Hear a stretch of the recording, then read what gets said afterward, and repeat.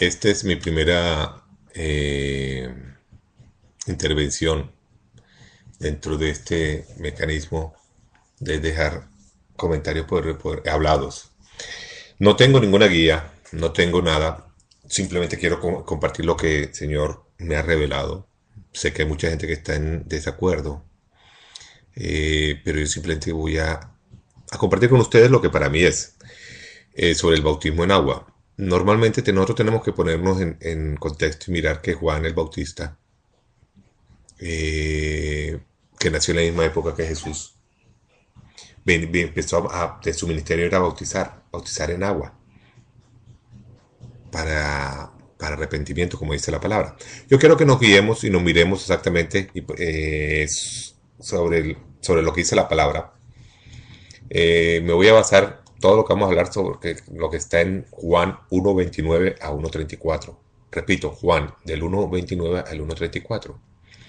Yo lo voy a leer para que tengamos una idea de qué se trata. Está hablando Juan el Bautista y dice: el siguiente día vio Juan a Jesús que venía a él y dijo: he aquí el Cordero de Dios que quita el pecado del mundo. Este es aquel de quien yo dije: después de mí viene un varón, el cual es antes de mí, porque era primero que yo. Y yo no le conocía, mas para que fuese manifestado a Israel, por esto vine yo bautizando con agua. También dio Juan testimonio diciendo: vi al Espíritu que descendía del cielo como paloma, y permaneció sobre él. Y yo no le conocía, pero el que me envió a bautizar con agua, aquel me dijo: sobre quien veas descender el Espíritu y que permanece sobre él, ese es el que bautiza con el Espíritu Santo. Y yo le vi y he dado testimonio de que este es el Hijo de Dios. Normalmente tenemos que tener en cuenta que la palabra bautismo implica sumersión, inmersión. Se utilizaba mucho en los griegos porque habían en la antigua Grecia había muchas filosofías y la gente que tenían compartían la misma forma de pensar, se bautizaban con el autor de X o Y pensamiento. Eso se llamaba así, el bautismo. Juan, para efectos de anunciar al Mesías, bautizaba en agua. Y de hecho, él lo hacía y lo venía haciendo para arrepentimiento. Pero es muy importante que veamos. Hay mucha lectura de la palabra, hay muchas citas bíblicas que hablan sobre este hecho. Pero yo simplemente estoy cogiendo el que le acabo de hablar, de Juan del 1:29 al 1:34. Y miremos algo tan importante. Mira lo que dice el Juan 1:31. Dice: y yo no le conocía, mas para que fuese manifestado a Israel. ¿A quién? A Israel. Por eso vine yo bautizando en agua. O sea, el ministerio de Juan, ¿para quién iba dirigido? ¿Para los gentiles o para el pueblo de Israel? Para Israel, ahí lo dice claramente. Y él dice: para que fuese manifestado a Israel, por eso vine yo bautizando en agua. Ese era el límite de su ministerio, el pueblo de Israel. No es los gentiles hoy en día, no somos nosotros, ¿ok? Pero también dice algo muy claro, y lo vamos a ver ahorita en otro versículo si tenemos tiempo. Dice que yo no le conocía, pero él me envió a bautizar con agua. Y dijo: con agua. Aquel me dijo: sobre quien veas descender el Espíritu y que permanece sobre él, es el que bautiza con el Espíritu Santo. Y en otra cita, creo que está en Mateo, dice claramente: y yo bautizaré en agua, mas el que viene lo bautizará en Espíritu. Entonces hay un antes y un después, ¿ya? Eh, y es importante que nosotros tengamos en cuenta eso, porque hoy en día la gente se está bautizando como si fuese un mandamiento de Dios. Y no es ningún mandamiento hoy. No tiene que ver nada. Sé que hay algunas religiones que bautizan a los niños recién nacidos. Yo no me quiero meter en esa área porque, bueno, cada uno tiene su fe y respeto la fe de cada persona. Pero estoy hablando de lo que dice la palabra. Ya, para aquellos que quieren hacer lo que dice la palabra escrita, claramente lo dice ahí. Si es para arrepentimiento, era antes de la venida del Mesías, que era Jesús, el hijo de María, 100% hombre, 100% mujer, nazareno. Estoy hablando de esa época, correcto. Quiero de todo modo hacer una diferencia. Acuérdense de que Jesús vino para cumplir la ley de Moisés, morir por nuestro pecado y resucitar, para darnos vida eterna. De a partir de su muerte y resurrección es que empieza el nuevo pacto, no antes. El nuevo evangelio tiene para que el testamento para que un testamento se pueda llevar a cabo, se pueda reclamar, tiene que la persona, el testador, haber muerto. Por eso el evangelio no puede empezar con la vida de Jesús, tiene que venir con su muerte y resurrección. Todos estos libros que hablan sobre la vida de Jesús son los que se llaman libros intertestamentarios, pero no son el nuevo pacto como la gente está pensando.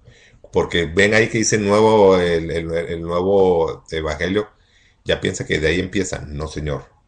Para eso nosotros tenemos que tener muy claro, pero muy claro, que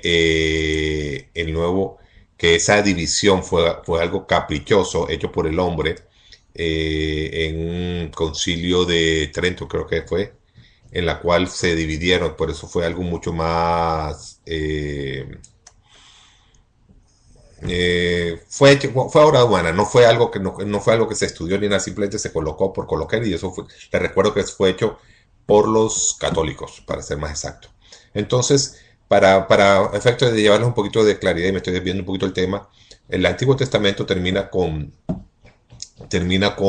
Malaquías, ¿ya? Y el Nuevo Testamento empieza con la muerte y resurrección de Cristo. Esa partecita hay fragmentos que están en los cuatro evangelios, Mateo, Marcos, Lucas y Juan, ¿ya? Pero que en verdad empieza de su muerte y resurrección. Lo que es la vida de Jesús, hijo de María, varón, 100% divino, ese es lo que le llamamos libro intertestamentario. Ahora bien, esto en concordancia con qué, para que nosotros no confundamos y demos pie a que se le siga diciendo la madre de Dios. Jesús, cuando en el pacto eterno, antes de la fundación del mundo, que ya Dios sabía que el hombre iba a fallar, y él tenía un plan eterno. Dentro de su pacto eterno, él tenía ya concebido de que su hijo iba a vivir por nosotros, un cordero sin mancha, sin pecado, para cumplir la ley y poder morir por nosotros, y que Dios pueda vertir toda su ira en su propio hijo. Él se bajó, se hizo hombre. Para hacerse hombre, Dios le escogió un envase, para ponerlo en forma analógica, un envase que era el cuerpo en la cual Cristo iba a tener. Ese cuerpo, el Espíritu Santo le dio el privilegio a María para que lo tuviese. El cuerpo humano, el cuerpo, carne.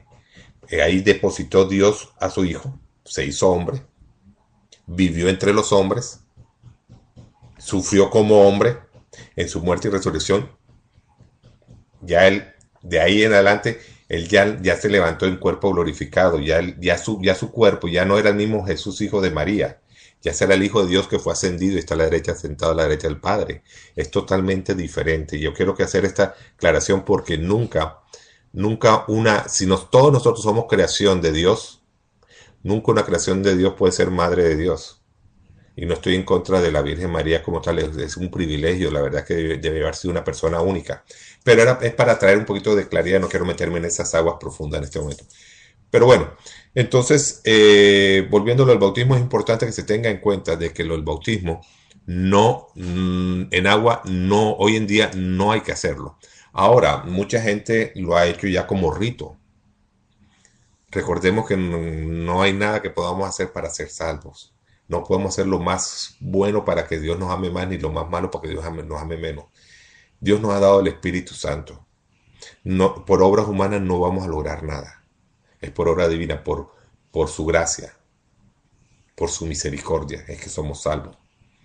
Entonces, tengamos en cuenta ese tipo de cosas para que no caigamos en el error de creer que esto es mandatorio hoy en día. Si lo quieren hacer por testimonio, que simplemente es testimonio ante la gente, si eso la gente se siente cómodo con eso, que lo hagan. Eso no, pero no es nada mandatorio, ni porque no lo hago entonces no soy hijo de Dios. Eso es totalmente falso. Y no hay ninguna persona que lo puede probar a la luz de la Biblia en el Nuevo Pacto, en el Nuevo Testamento. No existe. Ahora bien, muchas personas salen a decir que Pablo bautizaba. Eso es cierto. Obviamente que se bautizaba. Pero para eso la gente tiene que entender la problemática que había con Pedro y Pablo. Pedro era apóstol del Cordero, al cual Dios le dio la, le dio la misión, el propósito de ser testigo a todos los judíos sobre su vida y muerte y resurrección. Porque los judíos, recordémonos que los fariseos no creían en que Dios, que Jesús era el enviado, el Mesías. Para eso fue el mandado los apóstoles del Cordero, que eran 12, acuérdense, entre ellos estaba Pedro. Ahora, Pablo no conoció a Jesús en la vida de Jesús. A él le fue revelado directamente de Cristo, el Evangelio para nosotros los gentiles, que no tiene que ver nada que no tiene que ver nada con la vivencia que tuvo Pedro y los 12 apóstoles en general. Entonces, obviamente, el evangelio que se le dio a Pablo, que se le llama en la palabra como el perito arquitecto, separado por el Espíritu Santo, él tiene un evangelio de Cristo totalmente dado para de gracia, que no tiene que ver nada con la ley. Entonces no tiene que ver nada con eso. Pero se encontró con un Pedro que permanentemente andaba con las leyes de Moisés, de todas las 613 leyes que cabe aclarar que ya no eran 613, sino ya eran 3000 y pico, porque los mismos fariseos le iban colocando más leyes, sacando más leyes de las 613 que hizo originalmente Dios en el monte de Sinaí.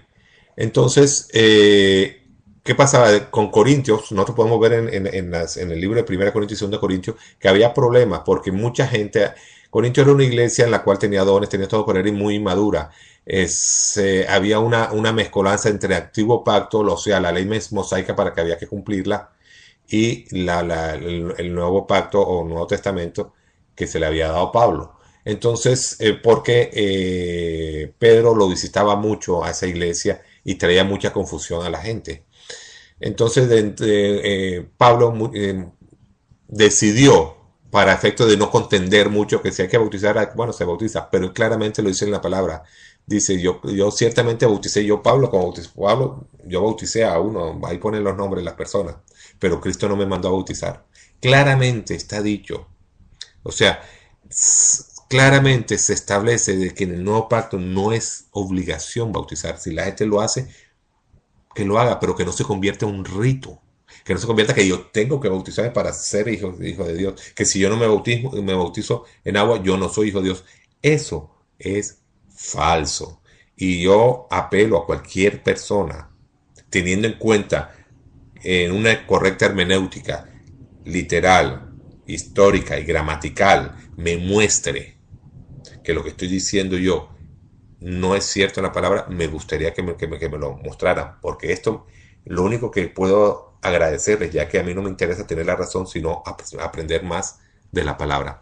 Pero lo que le pido a la persona sencillamente y comparto con esta grabación es que se den cuenta de muchas veces las cosas que nosotros hacemos que no tienen nada que ver con la realidad de lo que Dios nos pide. Bueno, eso era básicamente lo que yo quería comentar. No sé cómo habrá salido esto, la verdad es que no me es fácil hablar así por un micrófono, pero bueno, de todo modo yo agradezco el tiempo que se hayan tomado en escucharnos, ¿ok? Y veamos ahora el siguiente tema. Y podría ser de pronto hablar un poquito más profundamente sobre el Antiguo Pacto o Antiguo Testamento y Nuevo Testamento. ¿Cuál es el verdadero límite? Ampliar un poquito más en eso, ya que pienso que hay mucha confusión y esa confusión no nos permite hacer un corte adecuado de lo que es la palabra, cuándo termina y cuándo empieza el Antiguo Pacto y el Nuevo Pacto. Y eso nos traemos entonces, por esa falta de claridad, nos permeamos con cosas que son de acciones de la ley y rituales que hoy en día no es necesario. Bueno, gracias, que tengan